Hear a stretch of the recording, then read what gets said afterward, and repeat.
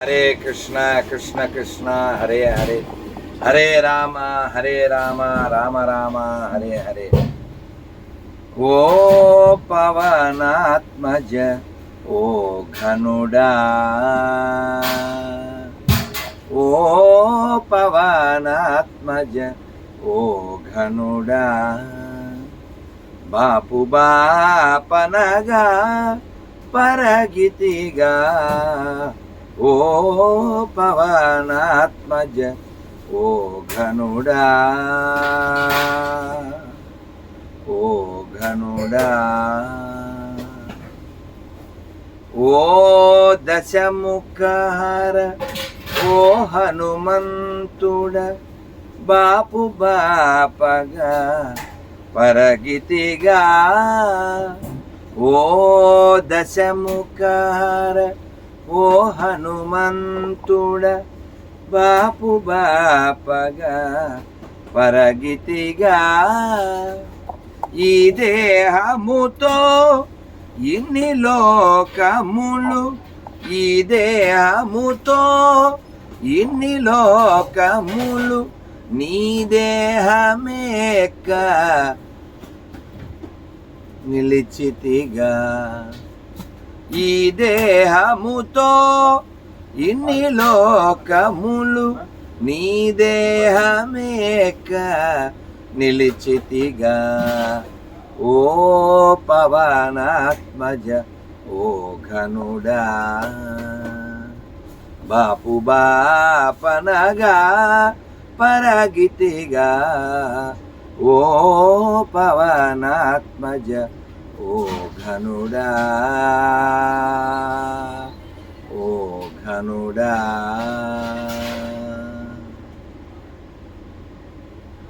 నమో వెంకటేశ, నమో శ్రీనివాస. జై శ్రీమన్నారాయణ. జై శ్రీమన్నారాయణ. ప్రియా భగవద్బంధులరా, మనం ఎంతో భాగ్యశాలురం. మనం భాగ్యవంతులం కాబట్టే మానవ జీవితాన్ని పొందాం. అది కూడా రామదాసు గారు, త్యాగరాజ స్వామి వారు, తుకారాం గారు, పోతన గారు ఇలాంటి మహాభక్తులు జన్మించిన ఈ భరతఖండంలో మనం జన్మించాం. వారంతటి భక్తి మనకి అబ్బకపోయినా అటువంటి మహనీయుల గురించి వింటూ ఉంటే వారు చేసిన, వారు చెప్పిన కొన్నైనా మనం చేస్తే మనలో భక్తి ఉద్భవిస్తుంది. మళ్ళీ మనం ఏ అమ్మ కడుపులోంచి ఈ ప్రపంచాన్ని చూడవలసిన స్థితి దుస్థితి రాకుండా ఉంటుంది. ఇవాళ మనం నైమిసారణ్యం వెళ్ళి తిరుగు ప్రయాణంలో ఓంకారేశ్వరికి వెళ్తూ ఉన్నాం. నైమిషారణ్యంలో అక్కడ చక్ర తీర్థం అని ఉంది. ఆ చక్ర తీర్థంలో స్నానం చేయాలి. ఎందుకు అంటే అది చక్రంలాగే ఉంటుంది. మీలో చాలామంది వెళ్ళి చూసి మునిగి వచ్చారు. ఎందుకు అలా చక్రంలా తిరుగుతూ ఉంటారు, అందులో స్నానం చేస్తా అంటే మరొకసారి అమ్మ కడుపులో 84 లక్షల జన్మలు అనేటువంటి ఈ చక్ర భ్రమణంలో తిరగకుండా ఉండడం కోసం. ఈ చక్రతీర్థం ఎలా ఏర్పడింది? బ్రహ్మదేవుడిని ఋషులంతా ప్రార్థిస్తే కలియుగంలో ఎలా ఉద్ధరింపబడాలని ఆయన దర్భలతో ఒక చక్రం చేసి దాన్ని విసరగా దాని మొన రిమ్ తగిలిన చోట ఒక తీర్థం ఏర్పడుతుంది అని చెప్పారు. అది పడ్డ చోటే నిమి అంటే రిమ్, అది పడ్డ నిమి పడిన చోటు నిమిష, అనిమిష, నైమిష అరణ్యం. ఈ నైమిషారణ్యం అంటే వననారాయణుడు. అంటే ఇందాక కూడా ఓ పిల్లవాడు నన్ను దింపడానికి వచ్చి చెప్తున్నాడు, నైమిషారణ్యంలో ఏ దేవాలయంలోనూ మీరు అడుగు పెట్టడానికి కుదరలేదు, దర్శనం కుదరలేదు. అక్కడ ఉండే ఏదో చెట్టుకి మీరు ప్రణామం చేసి వెళ్ళిపోతే చాలు. అంటే నైమిషారణ్యంలో మీరు వచ్చి వెళ్ళిన పుణ్యమే. అంటే ముఖ్యంగా అశ్వత్థ నారాయణ అన్నారు. అశ్వత్థ వృక్షం నారాయణుడు, ఆ వననారాయణుడు నైమిషారణ్యంలో ఉంటాడు. భగవంతుడు అంతటా ఉంటాడు. మన పెద్దవాళ్ళు ఒక కథ చెప్పారు. ఎవరో ఒక ఆయన ఒక ఉపన్యాసం విన్నాడు.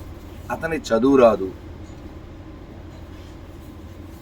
ఏదో అర్థమైన మట్టికి అతని ఇంటికి వచ్చాడు. ఇంటికి వచ్చి చెట్టు చుట్టూ తిరుగుతున్నాడంట. తిరుగుతూ మరప్రభు మరప్రభు మరప్రభు అంటున్నాడు. అలా అంటూ ఉంటే ఎవరో పండితుడు అటువైపు వెళ్ళి, ఎరా సరిగా వినక్కర్లేదా నువ్వు, అమరప్రభు అన్నారు. మరప్రభు ఏమిటి, సరిగా చెప్పు అని గద్దించి ఆయన వెళ్ళిపోయాడు. అలాగే అయ్యా అన్నాడు. ఆ రోజు రాత్రి ఈ పండితుడు నిద్రపోతే విష్ణుమూర్తి గుండెల మీద కూర్చుని అటు ఇటు చెంపలు వాయించేసి, విష్ణు సహస్రనామంలో అమరప్రభు అని ఉంది, సరే ఇప్పుడు అతనికి చదువు రాదు, ఏదో విని మరప్రభు అన్నాడు. అమరప్రభు అంటే దేవతలకి నాయకుడని, మరప్రభు అంటే చెట్టుకు నాయకుడని. నేను చెట్టుకు నాయకుడిని కదా, వాడు చెప్పిన దాంట్లో తప్పే ఉంది, నీ పాండిత్యం అంతా చూపిస్తున్నాను అన్నాడు. పండితుడు లెంపలేసుకున్నాడు. కాబట్టి భగవంతుడు చూసేది నీ భావన.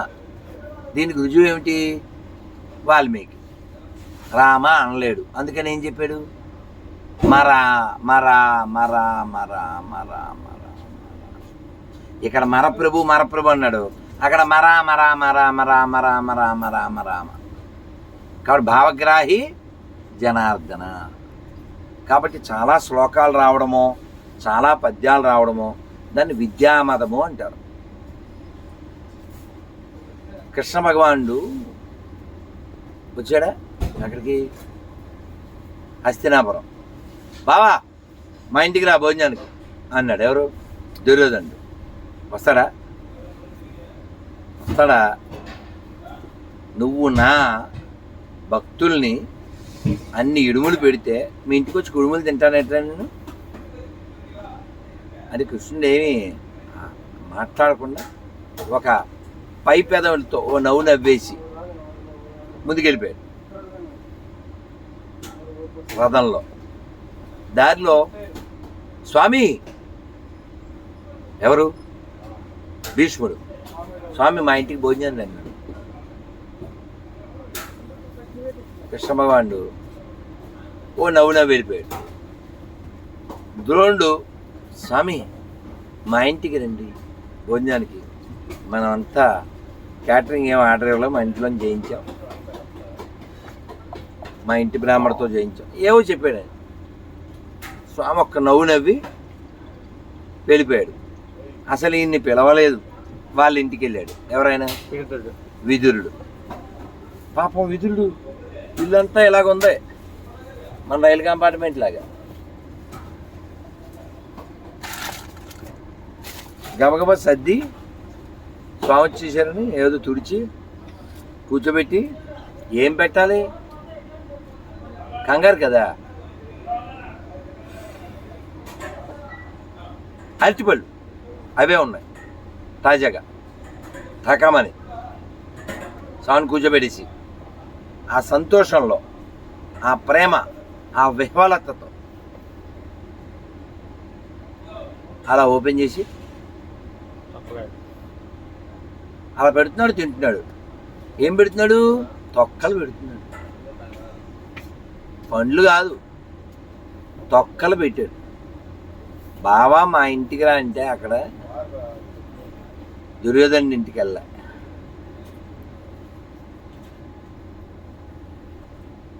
భీష్ముడి ఇంటికి వెళ్ళా, ద్రోణుడి ఇంటికి వెళ్ళా. ఎందుకు అంటే ఆయనది ఏ మతం, దుర్యోధనుడిది రాజమతం, పదవి కదా. కాబట్టి మామూలుగా ఎవరికైనా కార్పొరేటరో వద్దు, కార్పొరేటర్ వద్దు, గ్రామ ప్రెసిడెంట్ కూడా వద్దు, వార్డు మెంబర్ ఇవ్వండి. చొక్కా నలగకుండా వేసుకుని తెల్ల చొక్కా ఐరన్ చేసుకుని ఇంకా అసలు రాజు వెడల రవి తేజముల వాడు చాలా పెద్ద ఫీల్ అయిపోతా నడుస్తాడు. వీలైతే బుల్లెట్ ఏదో మొత్తానికి ఏదో గొప్పగా ఫీల్ అవుతాడు కదా. అలాంటిది వీడు మరి భూమండలాన్ని పరిపాలిస్తున్నాడుగా, ఎంత గర్వం ఉంటుంది. కృష్ణుడు ఆ మదం ఉన్న చోటకి వెళ్ళడు, ఆయనకి నచ్చదు. మరి భీష్ముడికి ఏం లేదు కదండి, భీష్ముడు గొప్ప జ్ఞాని కదా. మా ఇంటికి రాకపోతే ఎవరింటికి వస్తాడు అనుకున్నాడు, రాలేదు. మరి ఇంకెవరి దగ్గర ద్రోణుడు మరి మంచోడు, గొప్పోడు, గురువుగారు, ఆయన ఇంటికి కూడా వెళ్దా. జ్ఞాన మతం ఉన్నా, పదవీ మతం ఉన్నా, లేదు నేను గొప్పవాడిని, ఒక ఆచార్యుని, లేకపోతే ఇంకోటి ఏదైనా మతం ఉంటే మదం ఉన్న చోటకి మాధవుడు రాడు. మాధవ కేశవ మధుసూదన, మాధవ కేశవ మధుసూదన, విష్ణు శ్రీధర పదనకం చింతయామి యూయం. మాధవ కేశవ మధుసూదన, దామోదర నిరుద్ధ దైవ పుండరీకాక్ష, హరిసంకర్షణ అదోక్షజ, నరసింహ హృషికేశ నగదరాతి విక్రమ, నరసింహ హృషికేశ నగదరాతి విక్రమ, శరణాగత త్రాణ జయ జయ సేవే. నరసింహ హృషికేశ నగదరాతి విక్రమ, శరణాగత త్రాణ జయ జయ సేవే. మాధవ కేశవ మధుసూదన. కాబట్టి మాధవుడి యొక్క మనస్సును గెలవాలంటే మదం ఉండకూడదు, కేవలం ప్రేమ. విదురు ఇంటికి వెళ్ళి తొక్కలు తిని ఆ అనుభూతితో సంతోషంగా స్వీకరిస్తుంటే హఠాత్తుగా కుంతీదేవి వచ్చింది. కుంతీదేవి అడుగుతూ వచ్చిందంట, తాతయ్య గారు మీ ఇంటికి వచ్చారా,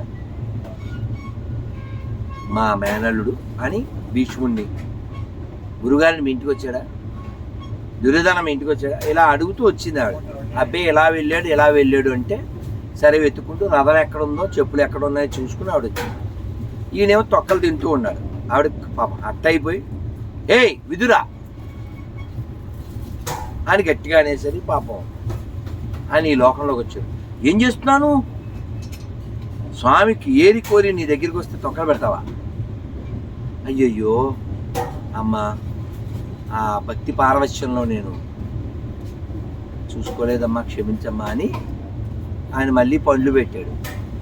పెడితే కృష్ణ భగవానుడు ఏ బాగలే, రుచి లేవు అన్నాడు. అంటే ఏంటి ఇక్కడ భావన? విదురుడి యొక్క మొదటి భావన ఏమిటి? విదురుడి మొదటి భావన కేవలం పరమాత్మ మా ఇంటికి వచ్చాడు అనేటువంటి ప్రేమ, విఫలత, భక్తి, ఇంతే. ఇప్పుడు ఒక గౌరవంతో కూడి భగవంతుడు గౌరవానికంటే భక్తికే ప్రాధాన్యత ఇస్తాడు. మనం ఎన్నో యాత్రలు చేసి ఇంటికి వెళ్ళిన తర్వాత కూడా ఏమీ మార్పు రాలేదనుకో, మన యాత్ర ఎటువంటిదంటే ధర్మరాజు అర్జునుడు యాత్రకి వెళ్తుంటే ఒక ఎండిపోయిన ఏమంటారు, ఎండిపోయిందో పచ్చిదో ఆనపకాయ ఇచ్చాడంట. నువ్వు స్నానం చేసిన చోటల్లా దీన్ని కూడా ముంచు. సరే, చాలా తీర్థయాత్ర అంటే అర్థం తెలుసా? తీర్థములుండే చోటకి వెళ్ళి యాత్రగా మనం అక్కడ ఖచ్చితంగా ములగాలి. ఇవాళ గోమతిలో ములిగాం కదా, మొన్న నర్మదలో, ప్రయాగలో, మన ఎక్కడ ములిగాం? గోమతి కాదు, నిన్న సరయు ములిగాం కదా.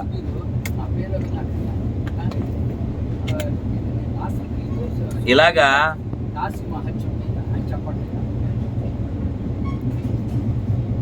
మనం ఇవన్నీ యాత్రలో చెయ్యాలి. కానీ యాత్ర యొక్క ఉద్దేశం ఏంటంటే ఈ పాత్ర మళ్ళీ రాకుండా ఉండాలి. ఈ ఆనపకాయ పట్టుకెళ్ళి ముంచాడు, యాత్ర అయిపోయింది, ఓసారి దాన్ని చూడు అన్నాడు. కోసి చూస్తే నల్లగా కుళ్ళిపోయింది, మార్పు ఏం రాలేదు.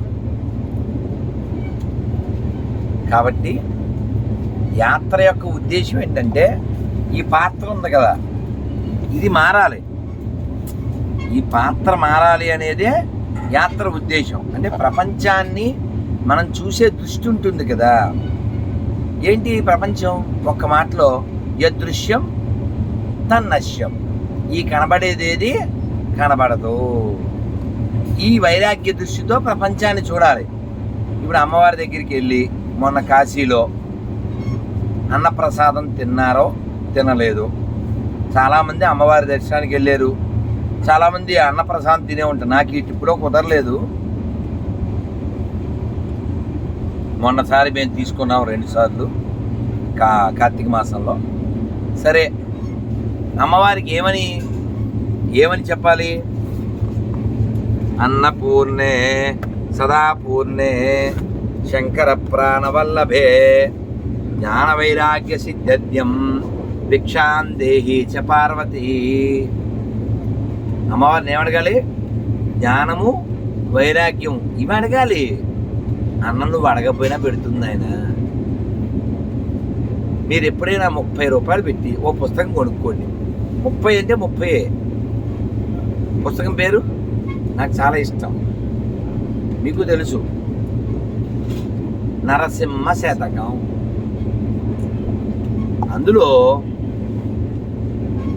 శేషప్ప కవి గారు చెప్పారు, అడవి పక్షులకెవ్వడాహారం ఇచ్చెను, మృగజాతికెవ్వడు మేత పెట్టే, పశులకెవ్వడొసెగ పచ్చి పూరి, పనులకెవ్వడొసెగ బరగ పాలు, జీవకోట్లను పోషింప దాత నీవెగాక వేరొకడు లేడయా.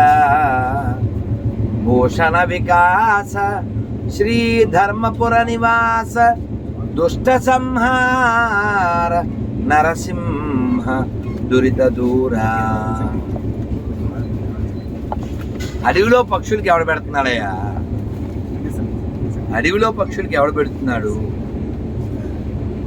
పాముల లోపల విషం ఎవడు పెడుతున్నాడు? కోట్ల కొద్ది జంతువులకి, పశువులకి పచ్చిపూరి అంటే గడ్డి వచ్చేలా ఎవరు చేస్తున్నాడు? ఎవడు?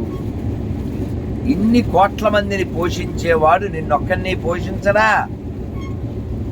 ఆయన గొప్ప పోషకుడు అని చెప్పడానికి రుజువేంటో తెలుసా? నువ్వు నేను అమ్మ కడుపులో నుంచి బయటికి రావడానికి ముందే అమ్మ దగ్గర పాలు ఏర్పాటు చేసిన పరమ నిర్మాత, పరమ దర్శకుడు, గొప్ప దార్శనికుడు. ఆయన కంటే ముందు చూపుందా నీకు? కాబట్టి నువ్వు అడగవలసింది ఏంటి భగవంతుణ్ణి? స్వామి, నిన్ను ఎప్పుడు కూడా మరిచిపోని స్థితి నాకివ్వు. నీ పాద కమల సేవయు నీ పాదార్చకుల తోడినయ్యమున్ నితాంతాపార భూతదయయున్ తాపసమందారమాకు దయసేయగదే. అంటే ఏంటని?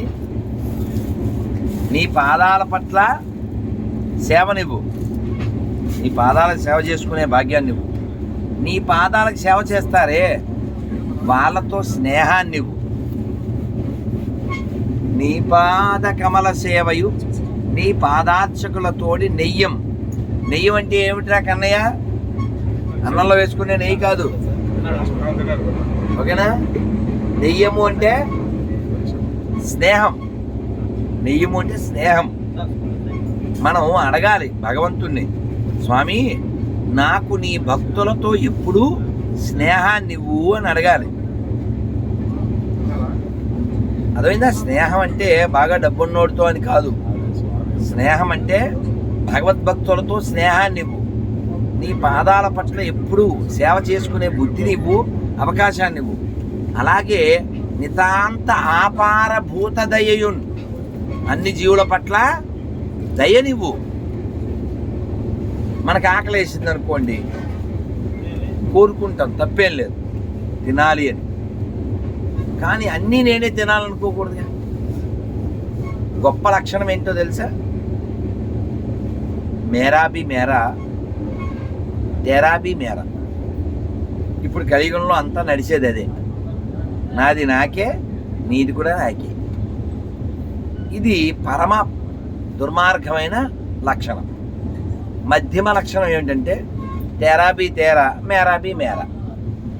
నీది నీకే, మాది మాకే, ఏం పర్వాలే. కానీ ఉత్తముడు మేరా బి తేరా, తేరా బి తేరా, మేరా బి మేరా, తేరా బి తేరా. అంటే నాది నీకే, నీది నీకే. వాడు ఉత్తముడు.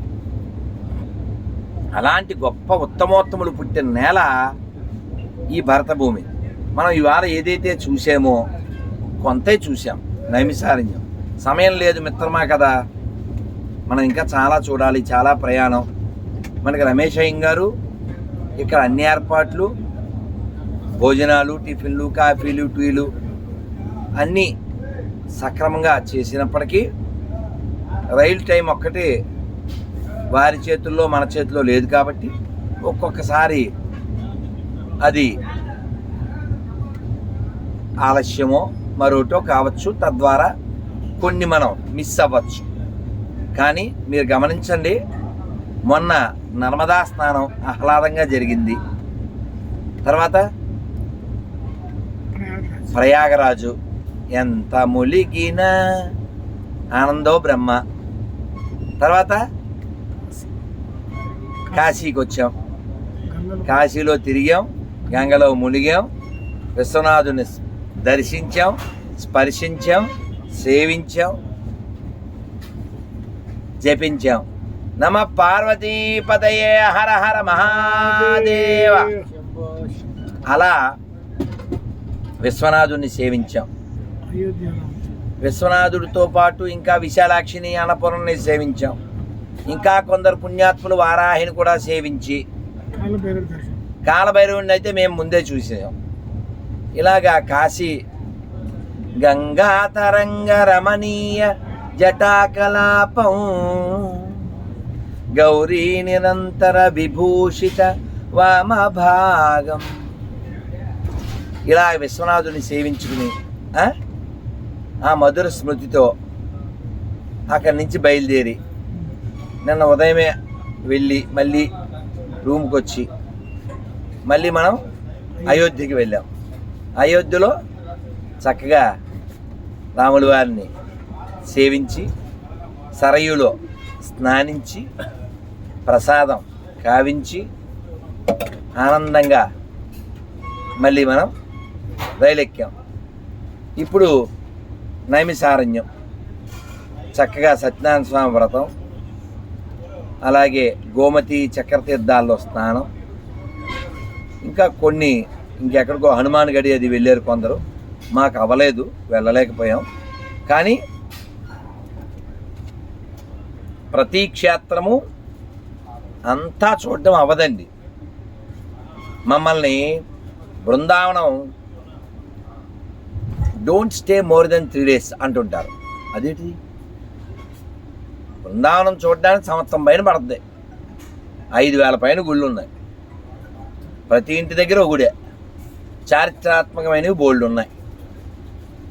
అన్నీ చూసి అందరికీ మొక్కి రావాలంటే సంవత్సరం పైన పడుతుంది. కానీ 3 రోజుల కంటే ఎక్కువ ఉండద్దు అన్నారు. ఎందుకు అంటే మనకి ఫెమిలియర్ అయిపోతుంది. ఇంకా దేవుడి మీద ధామం అంటే భగవంతుడు సెలెక్ట్ చేసుకున్న ప్లేసులు. అయోధ్యాధామ్కి ఆ స్టేషన్ పేరేంటని నిన్న దిగింది? అయోధ్యాధామ్ జంక్షన్. అదేనా? ధామము అంటే భగవంతుడు ఏరి కోరి సెలెక్ట్ చేసుకున్న ప్లేస్. తిరుమల తిరుపతి ధామ్కి, అయోధ్య ధామ్కి, ద్వారకా ధామ్కి, ఇలా ధామ్. నైమిసారణ్యం ఒక ధామము, అయోధ్య ధామము, కాశీ ధామము. అంటే కరువు లేని చోటు అని ధామము అంటే. దేనికి కరువు లేదు? జ్ఞానానికి కరువు లేదు, నీ భౌతిక అవసరాలకు కరువు లేదు. అలాగే మణికర్ణికా ఘాటు, హరిశ్చంద్ర ఘాట్. హరిశ్చంద్రులు ఆ కాశీలోనే కాటికాపరిగా చేశారు. ఏం కర్మ కాలిపోయింది దానికి? ఒక అబద్ధం ఆడుంటే అయిపోయేదిగా. అబద్ధం ఆడలేకపోయాడు. మనం అయితే అలవోకగా ఆడేస్తాం. అబద్ధం ఆడితే ఏమవుద్దండి? ముందు పరువు దొక్కుద్ది, బరువు పెరుగుద్ది, ఏదో అనుకుంటాం. కానీ అబద్ధం ఆడితే ఆయుర్దాయం పోతుంది. అలాగే భూమాత అసలు భరించదు. వాడిని ఎందుకు మొయ్యాలి నేను? లోపలెట్టండి ఆడదు పార్సిల్. అందుకని చీటికి మాటికి అబద్ధాలు ఆడికూడదు. ప్రాణమాన విత్త భంగములందు ఏదో అంటారు. అలాంటప్పుడు ఒక అందం. ఇంకా అదే పనిగా ఎలా స్నానం చేసావా? చలిగా ఉంది, అందుకని వీడు మొహం కడిగేసుకుని నీట్గా బొట్టు పెట్టుకుని అయిపోయింది గురుగారు. పచ్చి దుర్మార్గం.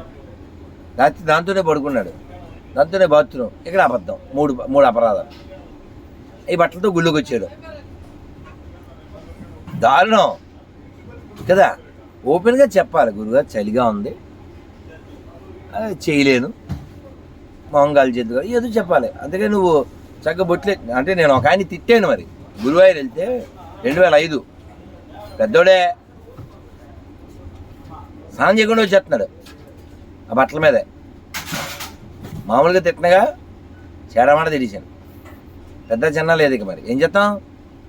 ఒక చదువు రానోడు కూడా బాత్రూమ్కి వెళ్తే వాడి శరీరంలోంచి స్వెట్ హోల్స్ అన్నిటి నుంచి ఆ విషం బయటకు వస్తుంది. ఏదో ఆ పార్ట్ ఒకటి కాదు. అందుకని మ్యాక్సిమం స్నానం మానకూడదు. అందులో ఏస్తారు కదా, అన్ని ఏర్పాట్లు మనకి ఇచ్చారుగా. అందుకనే నేను చెప్తుంటా, in train, in pain, in strain, I never miss my bath. స్నానం, గానం, దానం మా ప్రాణం. అలాగే నేను యాత్ర బాగా చేశాను. అక్కడ 6 చూసా, ఇక్కడ 10 చూసా, ఇక్కడ 23 చూసా, 34 చూసా. అంటే ధర్మరాజు ఇచ్చిన సొరకాయ, అన్నీ తలకాయ. సొరకాయను ముంచాడు, అర్జునుడు ములిగాడు. సొరకాయలో ఏమైనా మార్పు వచ్చిందా? పైన కాయలా ఉంది, లోపల మొత్తే నల్లగా అయిపోయింది. అందుకని ఇంటికి వెళ్ళాక మార్పు రావాలి. అంటే ఇంటికి వెళ్ళే లోపలనే మార్పు రావాలి. నిన్న ఒక ఆవిడ శరీరం వదిలేసింది. ఆవిడ అదృష్టం. రాములు గారి దర్శనం చేసుకుని, కాశీ దర్శనం చేసి, ప్రయాగలో ములిగి, నర్మదలో ములిగి పొందవలసింది పొందిందిగా. మనం కూడా చచ్చిపోతాం ఓ రోజు ముందు అటు ఇటు. అందుకని అన్నీ బలంగా ఉన్నప్పుడు సాంగులు వేయకూడదు. రెచ్చిపోదాం బ్రదర్ అంటే ఎముడు వచ్చి చచ్చిపోతావు బ్రదర్, వెయిట్ చేస్తాను మీ మదర్, నేను తెస్తా నీ లెదర్ అంటాడు. అందుకని యముడికి ఒక పేరేమిటి? దండపాణి. రాముడి పేరు? కాబట్టి దండపాణి మనకు వద్దనుకుంటే కోదండపాణిని పట్టుకోవాలి. ఎలా? రామదాసు గారిలాగా శ్రీరామనామం మరువం మరువం సిద్ధమేయమునకు వెరువం వెరువం. రమణో, మాకేం భయం లేదు. ఎముడొస్తే మాకు భయం ఏంటి? కోదండపాణి ఉండగా దండపాణి ఏం పీకుతాడు? గోవిందుని వేళ తలుతాం తలుతాం, గోవిందుని వేళ కొలుతాం కొలుతాం, దేవుని గుణములు తలుతాం తలుతాం. శ్రీరామనామం మరువం మరువం సిద్ధమేయమునకు వెరువం వెరువం. రమణ, ఈ ఛాలెంజ్ ఎవరిది? రామదాసు గారిది. ఆయన ఇంకో కీర్తనలో చెప్తాడు, నాకేం భయంలే రమణు. తారక మంత్రము కోరిన దొరికెను, ధన్యుడనైతిని ఓరన్న. భావావేశం. అలా పాట పాడుతుంటే పాడాలి అనిపించడం సహజ లక్షణం. అది ఉత్తమమే. పాడాలి అనిపిస్తుందంటే మనకు భక్తి ఉందని అర్థం, అంతే. పాట పాడుతుంటే అలా కలిపేసాం అనుకోండి. ఒక ఆయన ఇప్పుడు శ్రీరంగంలో ఉన్నాడు, కృష్ణచంద్ర అని. మా గురువుగారు ఉపన్యాసం ఇంగ్లీష్లో చెప్తుంటే పక్కన మేము తెలుగులో చెప్పేవాళ్ళం. లార్డ్ శ్రీకృష్ణ చైతన్య అన్నారు. ఇంకా చెప్పాలి, ఇంకా ముందుకెళ్ళలే. లార్డ్ శ్రీకృష్ణ చైతన్య అనగానే జై అన్నాడు. నేను నవ్వేమో, సంతోషపడ్డాం. ఎందుకని? భగవంతుడి జై కొట్టాలనేటువంటి భావన మంచి భావన కదా. అలా నేను పాడాను, ఆ పిల్ల అంత వెంటనే గొంతు కల్పించింది. అదే సహజంగా మంచి లక్షణం. కానీ సభా మర్యాద ప్రకారంగా మనం అలా కలపం, అంతే నాన్న. చాలా మంచిది. అయితే రామదాస్ గారు ఏమంటారంటే, తారక మంత్రము కోరిన దొరికెను. మీ ఎవరికైనా తెలుసా అండి తారక మంత్రం అంటే? తెలుసా తారక మంత్రం అంటే? తారకం అంటే ఏమిటి?